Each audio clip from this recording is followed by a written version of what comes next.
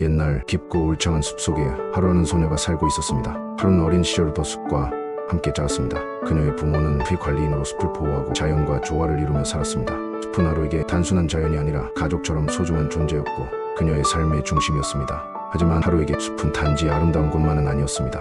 숲을 관리하는 부모는 항상 힘들고 고된 일을 해야 했고 그로 인해 하루는 자주 혼자 숲을 돌아다니며 외로움을 느끼곤 했습니다. 그녀는 숲속에서 매일 새로운 발견을 하며 작은 동물들과 대화하고 고요한 숲의 소리 속에서 평화를 찾을 수 있었습니다. 어느 날 하루의 부모는 병에 걸리고 점차 몸이 쇠약해지며 숲을 관리하는 일이 힘들어졌습니다. 부모는 하루에게 숲을 지키라는 마지막 부탁을 남기고 눈을 감았습니다. 하루는 슬픔과 고통에 잠겨 있었지만 그녀는 부모의 뜻을 따르기로 결심했습니다. 하지만 시간이 흐르고 하루는 점점 외로움을 느끼게 되었습니다. 그녀는 숲속에서 부모의 흔적을 찾아냈지만 부모가 남긴 따뜻한 미소와 목소리는 이제 사라졌습니다. 그리고 그녀는 자신이 숲을 지킬 수 있는 시간이 얼마 남지 않았다는 것을 알게 되었습니다.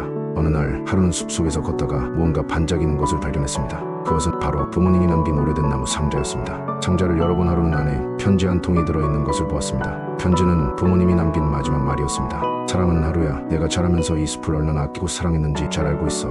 우리는 항상 너의 곁에 있을 거야. 지난 이제 너가 이 숲을 지켜줄 시간이다. 숲은 우리가 남긴 것이지만 이제 그것은 내 것이다. 숲을 지키는 일은 고단하고 외로울 수 있지만 그 속에서 진정한 삶의 의미를 찾을 수 있을 거야.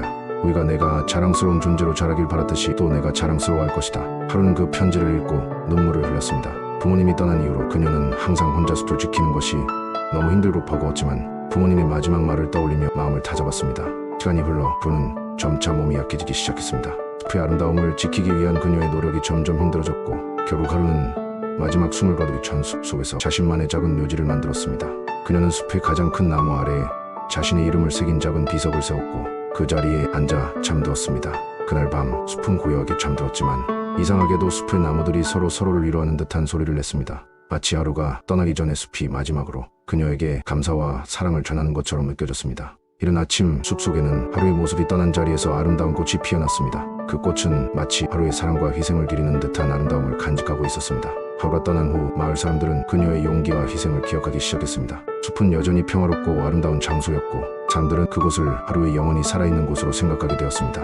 숲속에서 자주 하루의 마지막 꽃이 피어나면 마을 사람들은 그 꽃을 보며 하루의 정신을 기리며 살아갔습니다.